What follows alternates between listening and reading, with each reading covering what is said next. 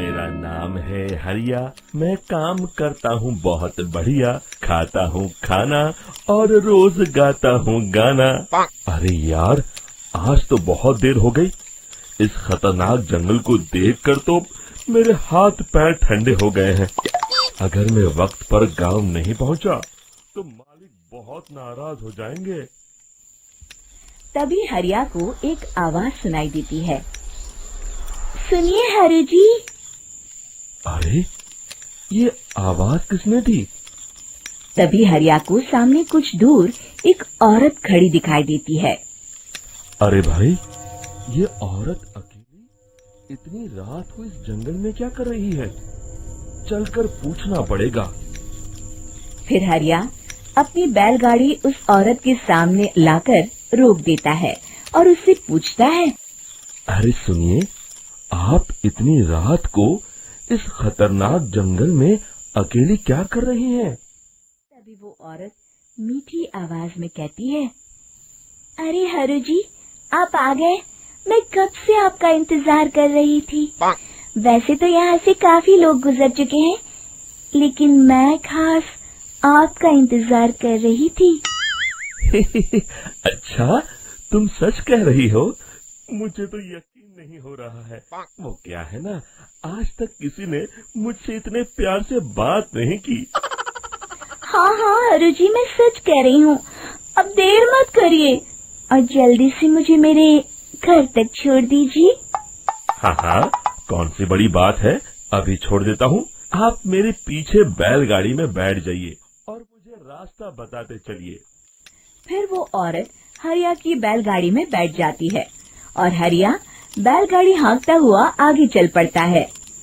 फिर उस औरत के बताए हुए रास्ते पर चलते चलते हरिया बैलगाड़ी लेकर एक काली गुफा के आगे आकर रुक जाता है। हरिया उस औरत से पूछता है, हाँ देवी जी, आपका घर कहाँ है?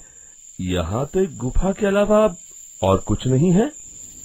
तभी अचानक वो औरत हवा में उड़ने लगती है।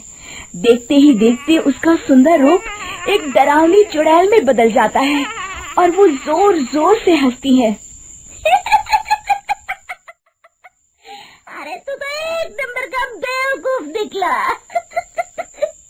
तू तो बड़ी आसानी से मेरी बातों में आ गया। अरे मर गया रे, ये तो एक चुड़ैल है। हे भगवान बचा ले, ये तो बड़ी डरावनी दिखाई दे रही है। और फिर अगले ही पल हरिया की बैलगाड़ी में रखा सारा सामान हवा में उड़ता हुआ उस काली गुफा के अंदर चला जाता है और वो चुड़ैल भी उस गुफा के अंदर जाकर कहीं गायब हो जाती है। हरिया ये नजारा देख बुरी तरह घबरा और परेशान हो जाता है। अरे, ये चुड़ैल तो मेरा सारा सामान लेकर गुफा में गायब हो गई। अब क्या होगा? अगर मैं गांव खाली हाथ गया तो मालिक मेरी अच्छी खबर लेंगे। मेरी इस बात का कोई यकीन भी नहीं करेगा। फिर आखिर वही हुआ।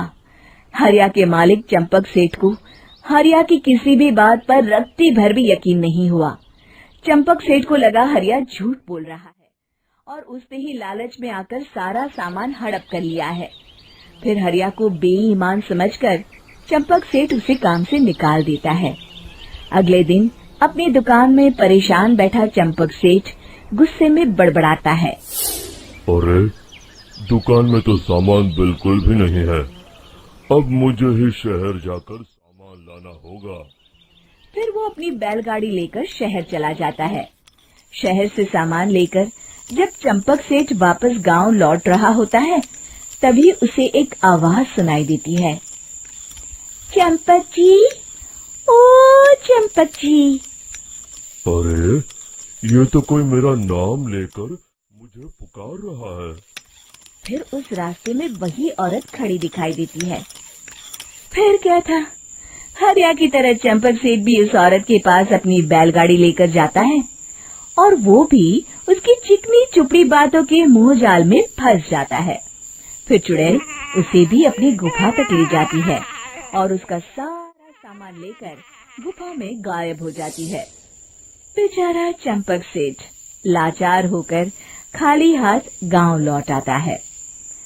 फिर ये उस जंगल में रोज की बात हो जाती है। जो कोई भी शहर से कुछ लेकर गांव की तरफ लौटता, वो चुड़ैल उसे बेवकूफ बनाकर उसका सारा सामान लेकर गुफा में गायब हो जाती। एक दिन हरिया एक लकड़हारे को उसी जंगल की तरफ जाते हुए देखता है। फिर हरिया उसे रोकते हुए कहता है, अरे भाई, क्यों अपनी मौत को दावत दे रहे हो? मेरी बात मानो, आगे जंगल में मत जाओ, वहाँ एक बड़ी भयानक चुड़ैल रहती है। लकड़हारा हरिया की बातों को नजरअंदाज करते हुए कहता है, अरे भाई, मुझे पहले ही बहुत देर हो चुकी है, मुझे जाने दो भाई। शाम तक लकड़ियाँ काट कर शहर के बाजार में बेचना है। तुम अपनी ये कहानी किसी फुर्सत में बैठे इंसान को सुनाओ, मैं तो चला। इतना कहकर लकड़हारा वहाँ से आगे जंगल की तरफ चला जाता है। फिर अगले दिन गांव के मुखिया के घर के बाहर बहुत सारे लोग जमा हो जाते हैं। तभी हाथ में कुल्हाड़ी लिए खड़ा लकड़हारा कहता है, अरे मुखिया जी, अब आप ही हमें बचाइए उस जंगल वाली चुड़ैल से। हमारा सारा काम तो शहर से ही होता है। अरे मुखिया जी, उस चुड़ैल की वजह से तो मैं पूरी तरह बर्बाद हो गया हूँ। हम सबको मिलकर उस चुड़ैल का कोई इलाज करना पड़ेगा। तभी भीड़ में खड़ा वीरा कहता है, आप लोग चिंता मत करिए, कल से वो चुड़ैल किसी को नहीं लूट पाएगी। मेरे पास एक बहुत अच्छी तरकीब है। तभी चंपक सेठ उसका मजाक उड़ाते हुए कहता है, अरे तेरा नाम वीरा है तो क्या हुआ? तूने अभी उस चुड़ैल को देखा नहीं है? जाकर अपना काम कर, बड़ा आया। तब मुखिया जी कहते हैं, नहीं चंपक सेठ, मुझे लगता है हमें इस लड़के को एक मौका देना चाहिए। फिर सभी गांव वाले मुखिया जी की बातों से सहमत हो जाते हैं और वीरा शाम को एक बैलगाड़ी में कुछ सामान लादकर उस जंगल की ओर चल देता है। वीरा, ओ वीरा, कहाँ जा रहा है? तभी वीरा मुड़ के देखता है, वही चुड़ैल एक औरत के रूप में खड़ी है। अरे बहन जी, मैं आपको ही ढूंढ रहा था। देखिए, मैं आपके लिए क्या लाया हूँ। है? अरे वाह, तो खुद मेरे लिए इतना सामान लाया है। तू ही अकेला गांव में समझदार है। जरा देखो, मैं भी खोल के, बड़े भूख लगी है। जैसे ही चुड़ैल उस सामान पर से कपड़ा हटाती है, एक भगवान शिव की तेज रोशनी उसके अंदर मूर्ति से निकलती है और चुड़ैल अपने असली रूप में आकर जलने लगती है। अरे मैं जल रही हूँ, बचाओ! बचाओ! ओम नमः शिवाय, मर गई मैं! देखते ही देखते वो चुड़ैल राख के साथ उड़ जाती है और सभी गांव वाले भी वहां जाते हैं। शिक्षा बुराई पे सदा अच्छाई की ही जीत होती है।